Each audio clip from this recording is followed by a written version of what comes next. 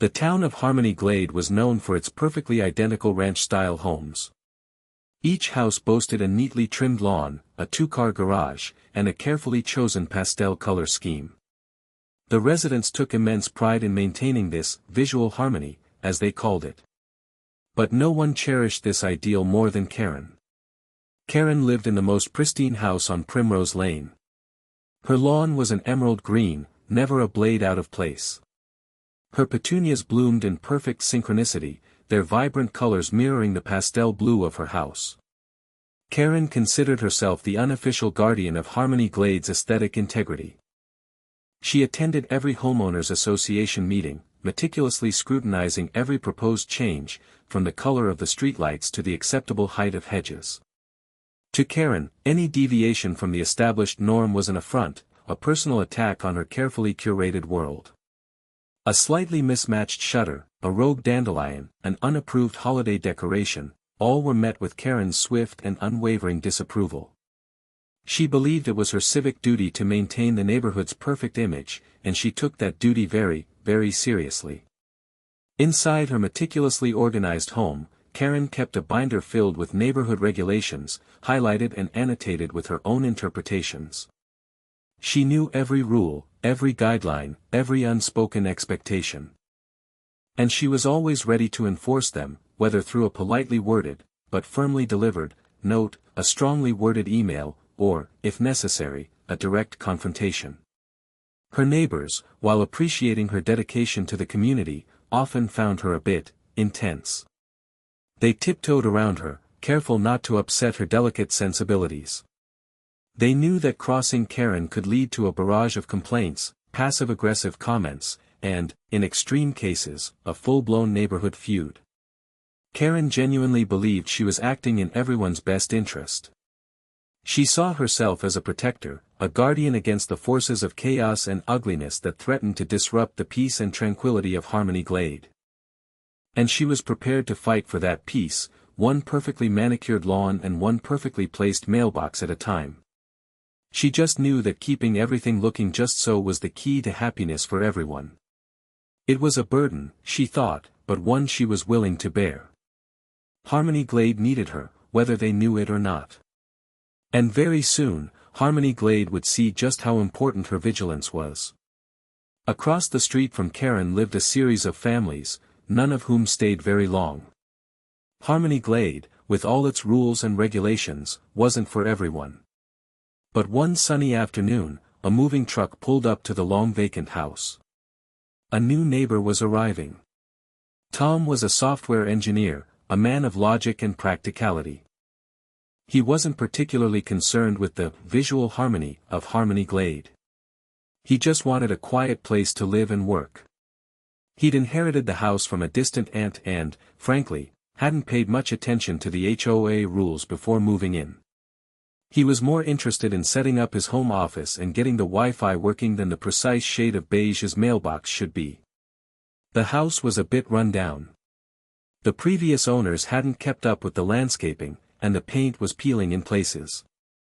Tom planned to fix it up, but he was going to do it at his own pace, according to his own priorities. First on his list, a new mailbox. The old one was rusty, dented, and practically falling off its post.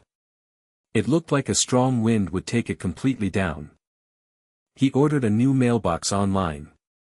It wasn't anything fancy, just a standard, sturdy model made of galvanized steel. It was black, not pastel, but Tom figured it was close enough. The old mailbox had been black, or at least a very faded version of it. He didn't think anyone would mind. He certainly didn't expect it to cause a neighborhood-wide crisis. When the new mailbox arrived, Tom eagerly set about installing it. He removed the old, dilapidated mailbox and carefully dug a new hole for the post. He made sure it was level and secure, then attached the new mailbox. He even added a little reflector on the side, so the mail carrier could easily see it at night. He stood back to admire his handiwork. The new mailbox looked much better than the old one. It was functional, practical, and, in his opinion, perfectly acceptable. He had no idea that, across the street, Karen was watching his every move with growing horror. The new mailbox, in her eyes, was an abomination, a glaring violation of everything Harmony Glade stood for. The drama was about to begin. The battle lines were about to be drawn, all over a simple, black mailbox. Tom was completely oblivious. Karen's initial horror quickly morphed into outrage. It wasn't just the color of the mailbox, although that was certainly a significant offense. It was the placement too. The old mailbox had been situated precisely in line with the other mailboxes on Primrose Lane, a perfect row of identical receptacles. Tom's new mailbox was off. It was a few inches further forward, closer to the curb. It disrupted the symmetry, the visual flow. It was an eyesore, a blight on the landscape. Karen felt a twitch in her left eye, a sure sign of her rising agitation. She grabbed her trusty binder, flipping through the pages until she found the section on mailboxes. She scanned the regulations, her finger tracing the lines of text. There it was. Section 3. 2, Paragraph B, mailboxes must be of an approved design and placed in a uniform location, as determined by the Homeowners Association. Aha! She had him now. He hadn't sought approval for the mailbox design, and he certainly hadn't placed it in a uniform location. He was in direct violation of the rules. A smug smile crept across her face. She would handle this swiftly and decisively. She marched across the street, her sandals clicking on the pavement. She clutched the binder tightly to her chest, like a shield. As she approached Tom's house, she noticed him watering his lawn, completely oblivious to the storm that was brewing. "Excuse me," Karen called out, her voice sharp and commanding. Tom looked up, startled. He hadn't even noticed her approaching. He turned off the sprinkler and gave her a polite, if slightly wary, smile. "Hello," he said. "Can I help you with something?" Karen puffed out her chest. "I am Karen, and I live across the street. I couldn't help but notice your new mailbox." She said the words, new mailbox, with a tone of utter disdain, as if she were referring to something particularly unpleasant. Tom's smile faltered slightly. He had a feeling he knew where this was going. "Yes," he said cautiously. "Is there a problem?" "A problem?" Karen repeated, her voice rising in indignation. "Yes, Mr. Tom," he supplied. "Mr. Tom. There is a very big problem. Your mailbox is in violation of several neighborhood regulations. It's the wrong color, the wrong style, and it's not even in the right place." She pointed to the mailbox with a dramatic flourish. "It's simply unacceptable." The scene was set. Tom sighed inwardly. He'd dealt with difficult clients before, but he hadn't expected to encounter one in his own front yard. He decided to try a calm, rational approach. "Well, Karen," he said, "I appreciate your concern, but the old mailbox was falling apart. I needed to replace it. That is no excuse for disregarding neighborhood regulations." Karen retorted, her voice dripping with disapproval. "You should have consulted the Homeowners Association before making such a drastic change." "I honestly didn't think it was that big of a deal," Tom admitted. "It's just a mailbox. And it's functional. The mail carrier can deliver the mail without any problems. Functionality is not the only consideration." Karen exclaimed, her eyes blazing. "We have a certain aesthetic standard to maintain in Harmony Glade. We take pride in our visual harmony. And your monstrosity is disrupting that harmony." Tom frowned. "Monstrosity? It's a black mailbox. I'm pretty sure the old one was black too, just faded." "It's the shade of black, Mr. Tom. And the style. And the location." Karen was practically sputtering with indignation. She flipped open her binder, pointing to the relevant section. Section 3. 2, Paragraph B clearly states. Tom held up his hand. Okay, I get it. There's a rule. But honestly, Karen, it's a mailbox. Is it really worth getting this upset about? It's about principle, Mr. Tom. Karen insisted. It's about following the rules. It's about respecting the community. If everyone started doing whatever they wanted, this neighborhood would descend into chaos. She gestured dramatically at the surrounding houses. We would lose our visual harmony. Our property values would plummet. It would be anarchy. Tom stared at her, speechless. He couldn't believe she was being so dramatic about a simple mailbox. He realized that arguing with her was probably pointless. She was clearly convinced that she was right, and nothing he could say would change her mind. He decided to try a different approach. Look, Karen, he said, trying to sound conciliatory. I understand your concerns. I'll look into the regulations. I promise. But right now, I have a lot of work to do. So, if you'll excuse me. He turned to go back to watering his lawn, hoping that she would take the hint and leave. But Karen wasn't about to let him off that easily. I expect you to rectify this situation immediately, Mr. Tom, she called after him. The mailbox must be replaced with an approved model and placed in the correct location. And I expect it to be done by tomorrow. The gauntlet had been thrown. Tom spent the rest of the afternoon researching Harmony Glade's mailbox regulations. To his surprise, Karen was right. The HOA guidelines were incredibly specific, dictating the exact dimensions, color, and placement of mailboxes. There was even a list of approved vendors. He groaned. He considered just replacing the mailbox to appease her, but the approved models were ridiculously expensive and, frankly, hideous. He also measured the distance from the curb, and his mailbox was only a few inches off from where the old one had been. It wasn't like he'd moved it to the middle of his lawn. He decided to take a stand. He wasn't going to be bullied by Karen and her obsession with visual harmony. He was a reasonable person, but he wasn't going to let her dictate every aspect of his life. The next morning, Karen was waiting for him when he stepped outside to get the newspaper. She stood across the street, arms crossed, her expression stern.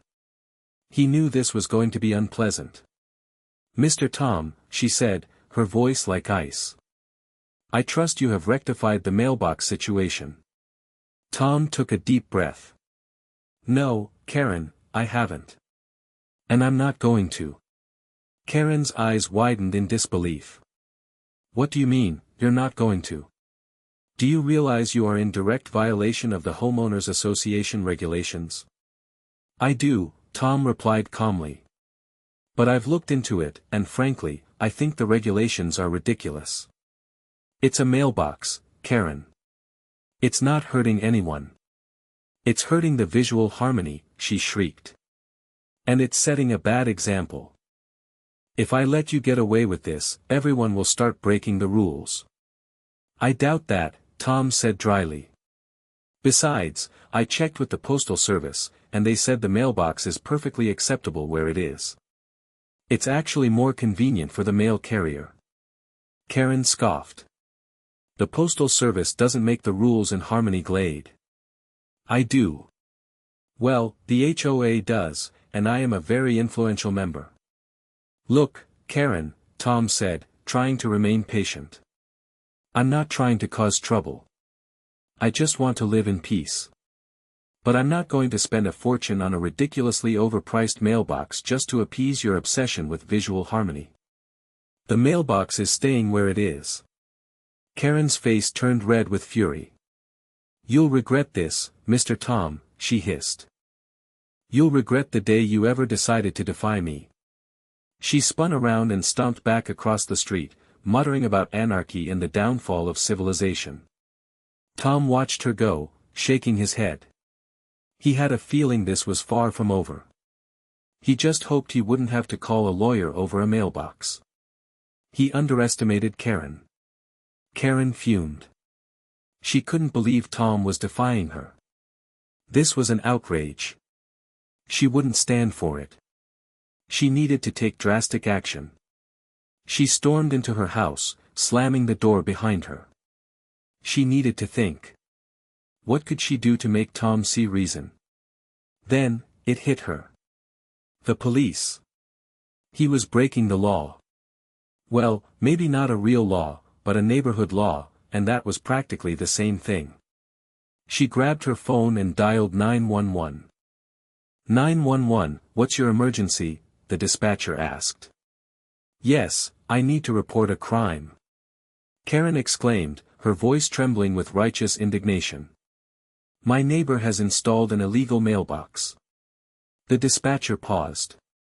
An illegal mailbox, ma'am? Yes. It's in violation of the Homeowners Association regulations. It's disrupting the visual harmony of the neighborhood. It's a menace to society. Karen rambled, her voice growing increasingly hysterical.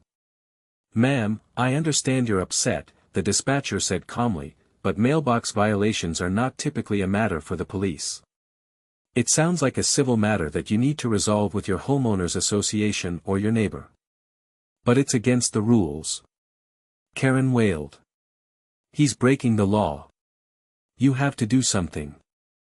Ma'am, I can't send an officer to investigate a mailbox violation. It's not a crime. I suggest you contact your HOA or seek legal advice. The dispatcher sighed, clearly used to dealing with calls like this. But.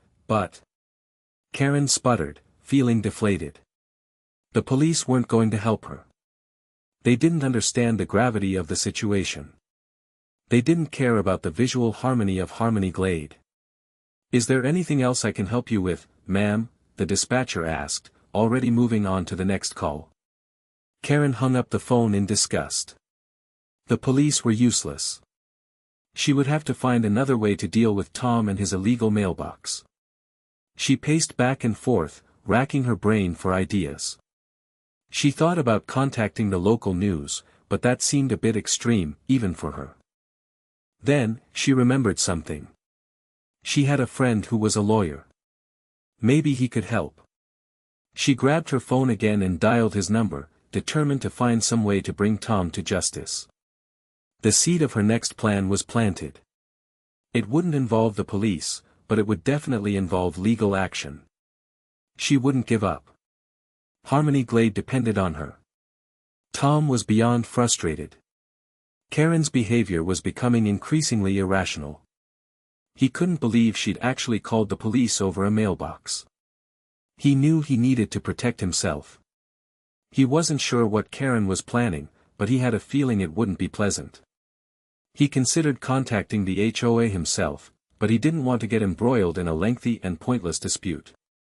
He needed a more definitive solution, something that would put an end to Karen's harassment once and for all. Then, it occurred to him. A land survey. He knew that property lines could sometimes be unclear, especially in older neighborhoods like Harmony Glade. Maybe, just maybe, there was something amiss with the property lines between his house and Karen's. It was a long shot, but it was worth a try. He spent the afternoon researching local land surveyors. He found a reputable company with excellent reviews and scheduled an appointment for the following week. He didn't tell Karen about his plan. He wanted to surprise her. He also started documenting everything. He kept a detailed record of every interaction he had with Karen, including the dates, times, and what was said. He knew that if things escalated further, he would need evidence to support his case. He even installed a security camera on his front porch, pointed directly at the mailbox. He didn't want Karen messing with it while he wasn't looking. He was taking every precaution to protect himself and his property. The week passed slowly. Tom tried to avoid Karen, but she made it difficult. She would glare at him from across the street, muttering under her breath. He ignored her as best he could, focusing on his work and waiting for the land survey results. Finally, the day arrived. The surveyors arrived early in the morning and spent several hours meticulously measuring and mapping the property lines. Tom watched them from his window, trying to decipher their movements. He had no idea what they would find, but he hoped it would be something that would finally shut Karen up. He also knew that this might backfire on him. As the surveyors packed up their equipment, Tom approached them, his heart pounding with anticipation. "So," he said, trying to sound casual. "Did you find anything interesting?" The lead surveyor smiled. "As a matter of fact, we did," he said. "It looks like your neighbor's fence is encroaching on your property." Tom's jaw dropped. He couldn't believe it. Karen's fence was over the property line. This was even better than he had hoped. The tables were about to turn. Tom couldn't contain his excitement. He had to tell Karen. He grabbed the survey report from the surveyor and marched across the street, a triumphant grin on his face. Karen was in her garden, pruning her prize-winning roses. She glared at him as he approached, her expression a mixture of suspicion and annoyance. "What do you want now, Mr. Tom?" she snapped. "I haven't forgotten about your illegal mailbox." Tom held up the survey report. "I have something you need to see, Karen." She eyed the report warily. "What is that?" "It's a land survey," Tom explained, barely able to contain his glee. "I had my property surveyed, and guess what? It turns out your fence is over the property line. It's actually on my property." Karen's face paled. "That's impossible," she exclaimed. "This fence has been here for years. It's always been on my property." "Well, according to this survey, it's not," Tom said, holding up the report. "It looks like it's encroaching by several feet. Which means," he added with a flourish, "that technically, that section of your yard is actually mine." Karen snatched the report from his hand and scanned it, her eyes darting across the pages. She muttered something about inaccurate measurements and incompetent surveyors. "This is ridiculous," she declared, thrusting the report back at him. "This survey is wrong. I don't believe it." "I assure you, it's accurate," Tom said calmly. "I hired a reputable company. You're welcome to get your own survey done, but I'm confident it will confirm these findings." Karen's eyes narrowed. "What are you going to do about it?" she asked, her voice laced with suspicion. "I'm not sure yet," Tom replied. "I'm open to suggestions. But obviously, the fence needs to be moved. It's on my property, and I want it removed." Karen crossed her arms, her expression defiant. "I'm not moving my fence," she said stubbornly. "It's been here for years, and I'm not tearing down half my backyard just because of some bogus survey." Tom sighed. He had expected her to react this way. "Well, Karen," he said, "I was hoping we could resolve this amicably. But if you're not willing to cooperate, I may have to take legal action." Karen scoffed. "Go ahead," she said. "Sue me. I'm not afraid of you." Tom smiled. "We'll see about that, Karen. We'll see about that." He turned and walked back to his house, leaving Karen fuming in her garden. He knew that a legal battle would be expensive and time-consuming, but he was prepared to fight for his property rights. He had a feeling that Karen was about to learn a very valuable lesson. And it wouldn't be about visual harmony. Over the next few days, Tom tried to reason with Karen. He approached her several times, offering to split the cost of a second survey, or even to help her move the fence himself. But Karen refused to listen. She was convinced that the survey was wrong, a deliberate attempt by Tom to harass her. She accused him of tampering with the property markers, of bribing the surveyors, of conspiring with the HOA to undermine her authority. She even started spreading rumors about him throughout the neighborhood, telling anyone who would listen that he was a troublemaker, a lawbreaker, and a threat to the visual harmony of Harmony Glade. Tom ignored her attempts to discredit him, focusing on gathering evidence and preparing for the inevitable lawsuit. He consulted with a lawyer, who advised him to send Karen a formal letter demanding that she remove the fence within a certain time frame. He sent the letter, but Karen ignored it. She refused to acknowledge that her fence was over the property line. She even started planting more rose bushes along the fence, as if to further solidify her claim to the disputed land. Tom knew that he had exhausted all other options. He had tried to be reasonable, he had tried to negotiate, but Karen was simply unwilling to cooperate. He had no choice but to take legal action.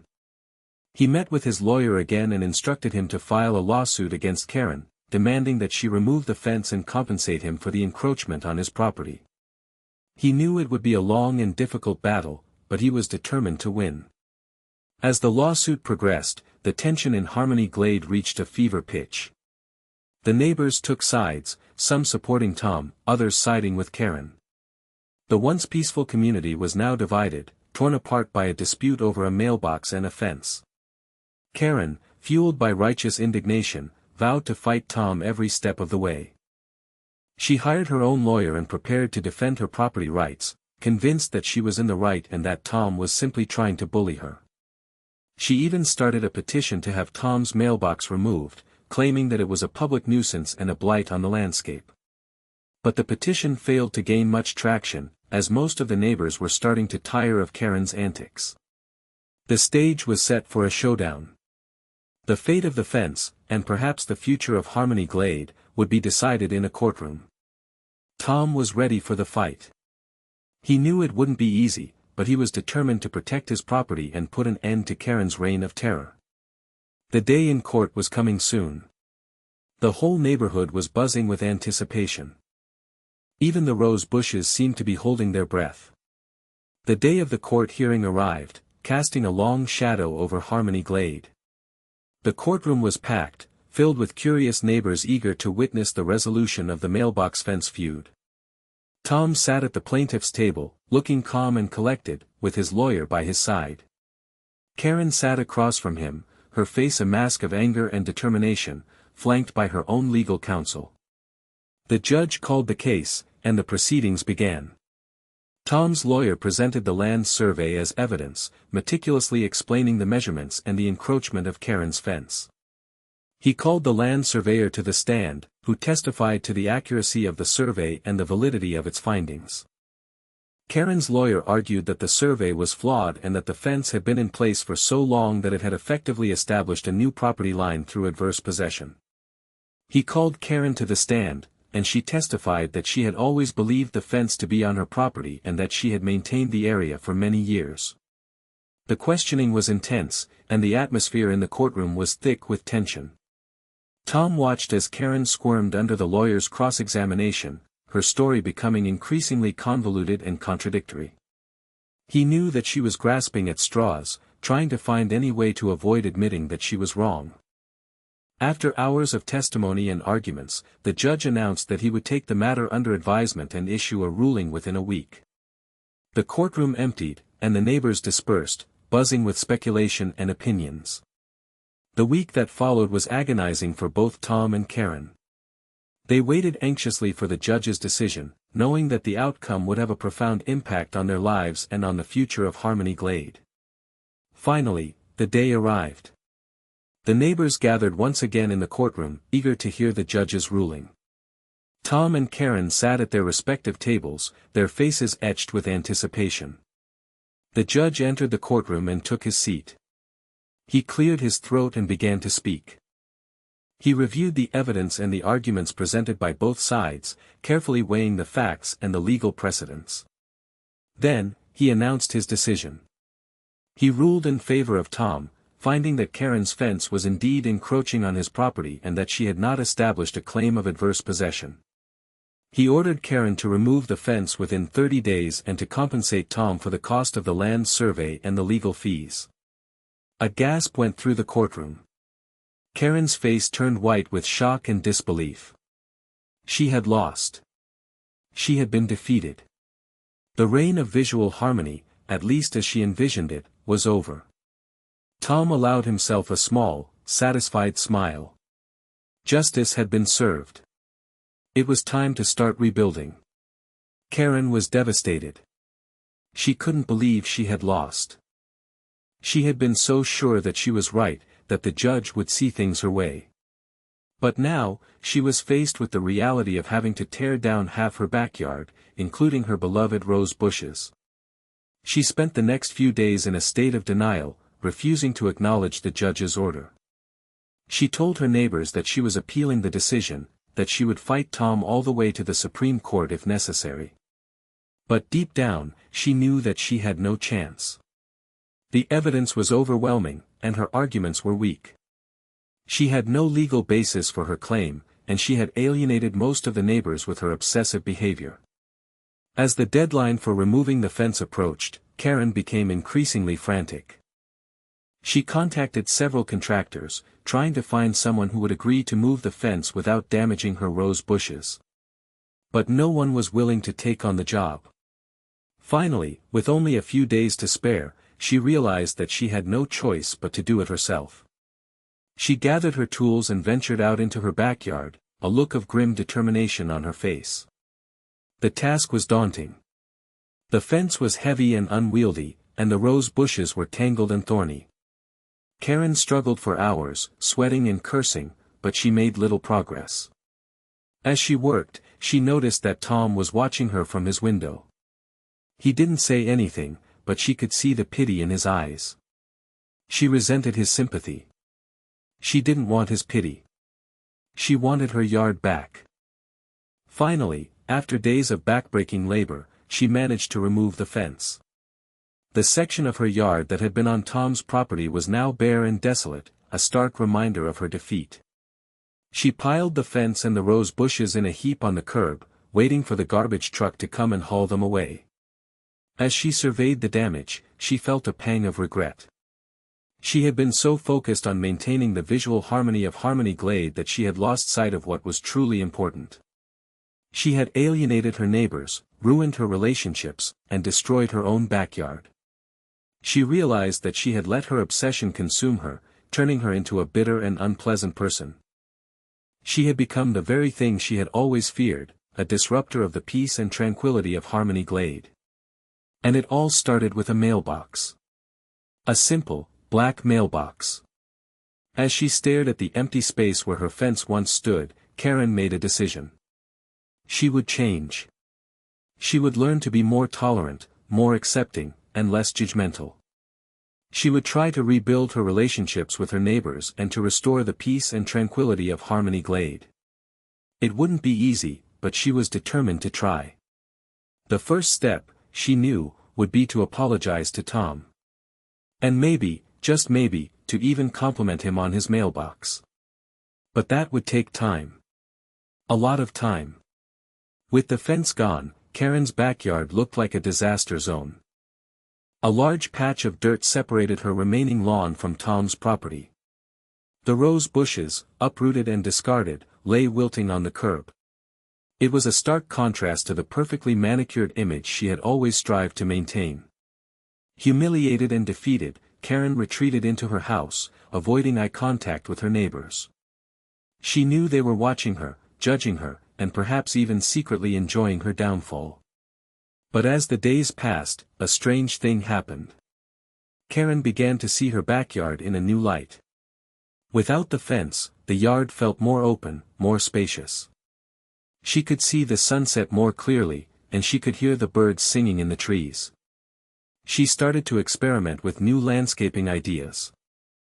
She planted wildflowers in the bare patch of dirt, creating a colorful meadow that attracted butterflies and bees. She added a bird feeder and a small fountain, turning her backyard into a haven for wildlife. She even started talking to Tom. At first, it was just awkward small talk, polite greetings exchanged across the property line. But gradually, they began to have real conversations, discussing their gardens, their hobbies, and their lives. Tom, it turned out, was a skilled gardener. He offered Karen advice on how to care for her remaining rose bushes, and he even helped her to build a new, smaller fence that was entirely on her property. Karen, in turn, helped Tom to navigate the complexities of the Harmony Glade Homeowners Association. She shared her knowledge of the regulations and helped him to avoid any further conflicts with the neighbors. Slowly but surely, their relationship began to heal. They learned to respect each other's differences and to appreciate each other's strengths. They even started to laugh about the mailbox incident, recognizing the absurdity of their earlier feud. One sunny afternoon, Karen invited Tom over for tea in her backyard.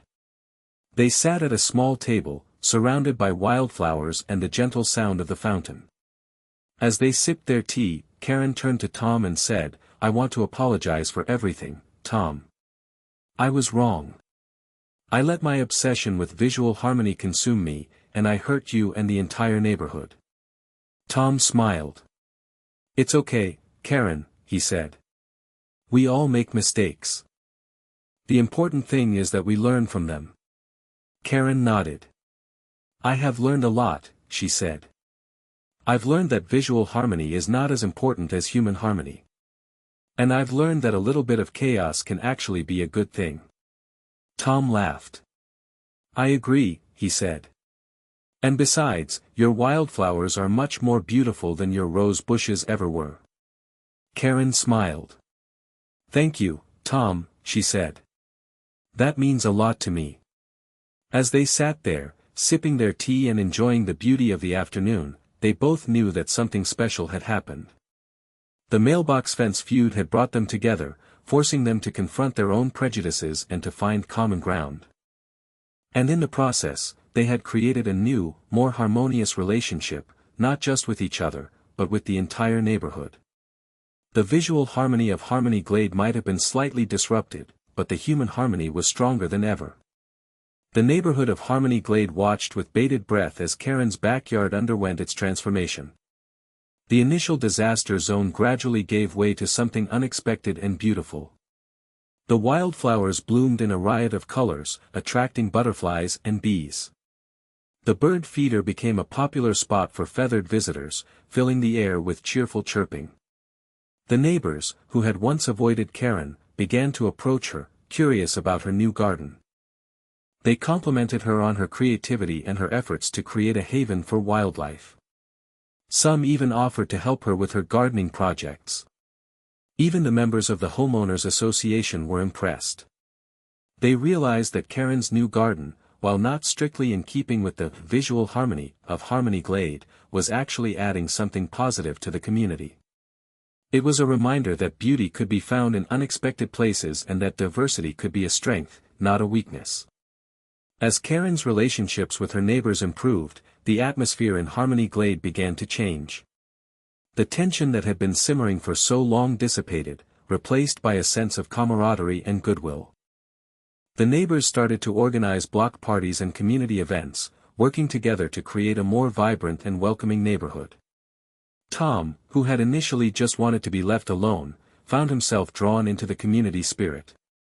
He joined the HOA and became an advocate for more flexible regulations, arguing that the neighborhood should embrace individuality and creativity. He even proposed a new community garden, where residents could grow their own fruits, vegetables, and flowers. The proposal was met with enthusiasm, and the community garden quickly became a popular gathering place. Karen and Tom, once bitter enemies, became close friends and collaborators. They worked together on various community projects, sharing their skills and their knowledge. They even co-authored a book about their experience, titled From Mailboxes to Meadows, A Tale of Harmony and Disharmony in Harmony Glade. The book became a local bestseller, and Karen and Tom were invited to speak at community events and conferences, sharing their story and inspiring others to embrace tolerance, understanding, and the power of forgiveness. Harmony Glade, once known for its rigid adherence to visual harmony, became a model community, celebrated for its diversity, its creativity, and its strong sense of community spirit. And it all started with a mailbox. A simple, black mailbox that had challenged the status quo and forced a neighborhood to confront its own prejudices. The mailbox remained, a silent symbol of change and growth. It was a reminder that even the smallest things can have a profound impact and that even the most unlikely friendships can blossom in the most unexpected circumstances. The end. Or perhaps, just the beginning of a new chapter for Harmony Glade. Tom, inspired by Karen's transformation and the growing sense of community, decided to take things one step further. He approached the HOA with a proposal to create a neighborhood beautification project, focusing on incorporating native plants and sustainable landscaping practices throughout Harmony Glade. He argued that the neighborhood could maintain its aesthetic appeal while also promoting environmental responsibility and supporting local wildlife. He presented a detailed plan, outlining the benefits of native plants, the importance of water conservation, and the positive impact on the local ecosystem. The HOA members, who had once been so resistant to change, were now more open to new ideas. They recognized that Tom's proposal aligned with the growing national trend toward sustainability and that it could enhance the reputation of Harmony Glade. They approved Tom's proposal, and the neighborhood embarked on a massive beautification project. Residents replaced their manicured lawns with native wildflowers and grasses, installed rain barrels to collect rainwater, and planted trees to provide shade and habitat for birds. The transformation was remarkable. Harmony Glade became a showcase for sustainable landscaping, attracting visitors from all over the region. The neighborhood was featured in magazines and newspapers, and Tom and Karen became local celebrities, known for their commitment to environmental stewardship. The beautification project not only enhanced the aesthetic appeal of Harmony Glade, but it also fostered a stronger sense of community. Residents worked together on the project, sharing their knowledge and their skills. They organized workshops and seminars, teaching each other about sustainable landscaping practices. The project also had a positive impact on the local economy. Residents supported local nurseries and landscaping businesses, boosting the local economy and creating new jobs. As Harmony Glade became a model community, other neighborhoods began to emulate its success. The movement towards sustainable landscaping spread throughout the region, transforming communities and creating a more environmentally responsible society. Tom and Karen continued to work together, advocating for sustainable practices and promoting community engagement. They established a nonprofit organization, dedicated to helping other communities implement similar beautification projects. They traveled the country, sharing their story and inspiring others to create more sustainable and harmonious neighborhoods. They became known as the Harmony Glade Pioneers, leading the way toward a brighter, greener future. And it all started with a mailbox.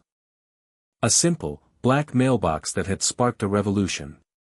A revolution that transformed a neighborhood, a community, and ultimately, a society. The legacy of the mailbox would live on, inspiring generations to come to embrace change, to celebrate diversity, and to build a more sustainable and harmonious world. The end. For real this time? Probably. The Mailboxes to Meadows book tour took Karen and Tom all over the country. They spoke to packed auditoriums, sharing their story of transformation and inspiring others to embrace community engagement and sustainable living.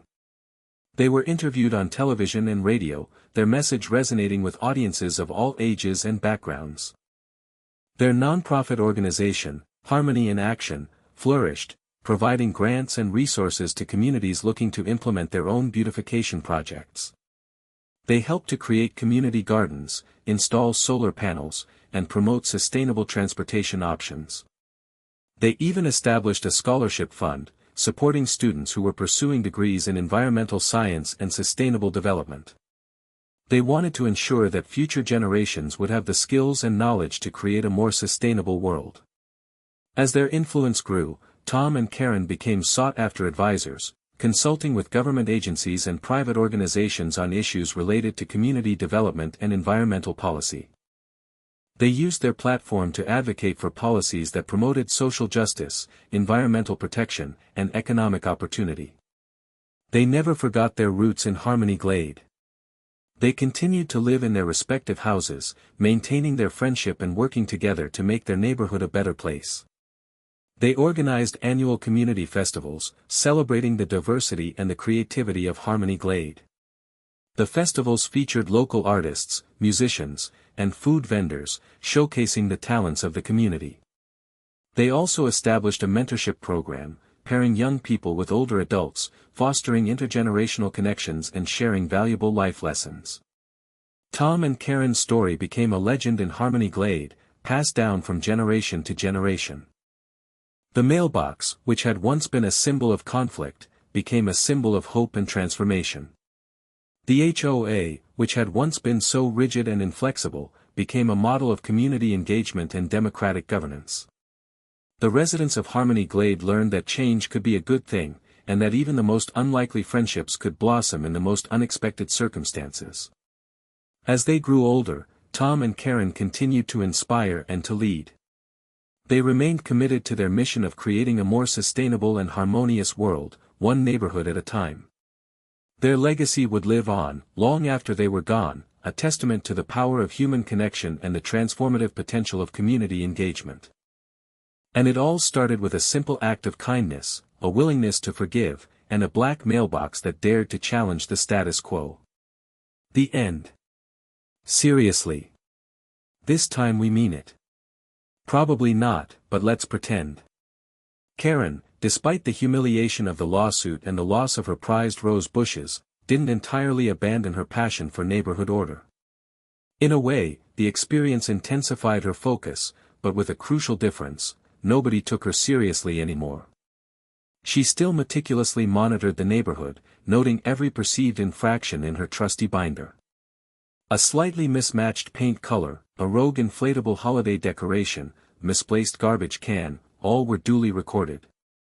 However, her attempts to enforce the rules were now met with polite smiles, gentle nods, or, more often, thinly veiled amusement.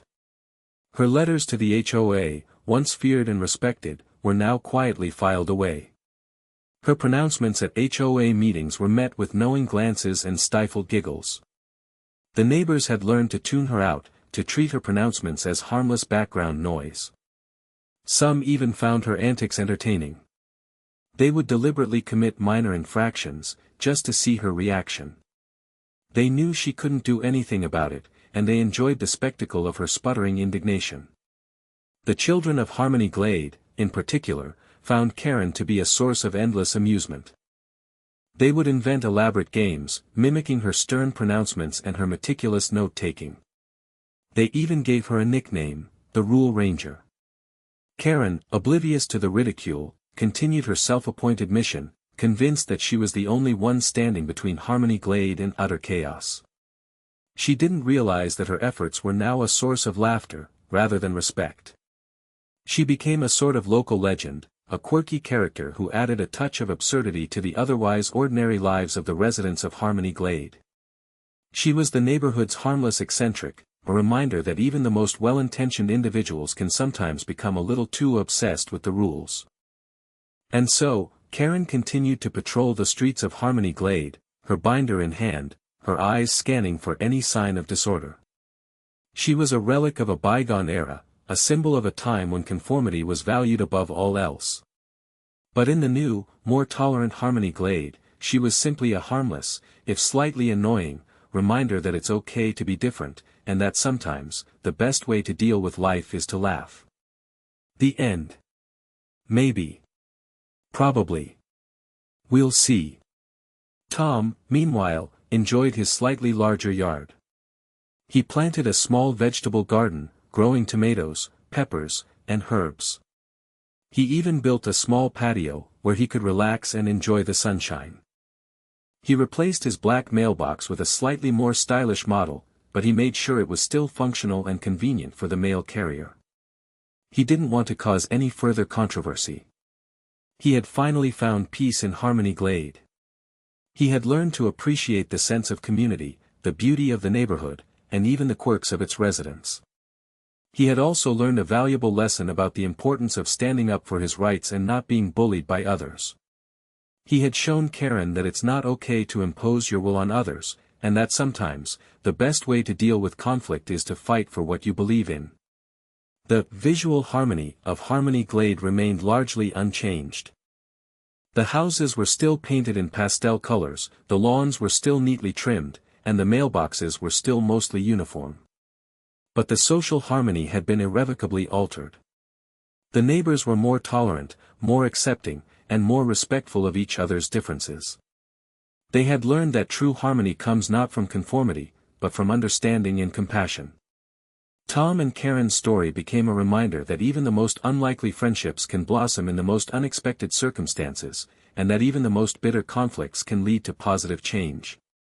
And so, Harmony Glade continued to thrive, a testament to the power of community engagement, sustainable living, and the transformative potential of human connection. The end. The absolute, definitive, no take-backs, we really mean it this time, end. Unless, just kidding. But as for Tom, he learned to love the quiet life in Harmony Glade. He still worked as a software engineer, but he also devoted his time to gardening, community projects, and mentoring young people. He often thought about Karen and the mailbox incident, remembering the lessons he had learned and the friendships he had forged. He was grateful for the experience, even though it had been challenging at times. He knew that the visual harmony of Harmony Glade would always be a work in progress, but he was confident that the social harmony would continue to grow stronger, thanks to the efforts of the residents who were committed to building a better community.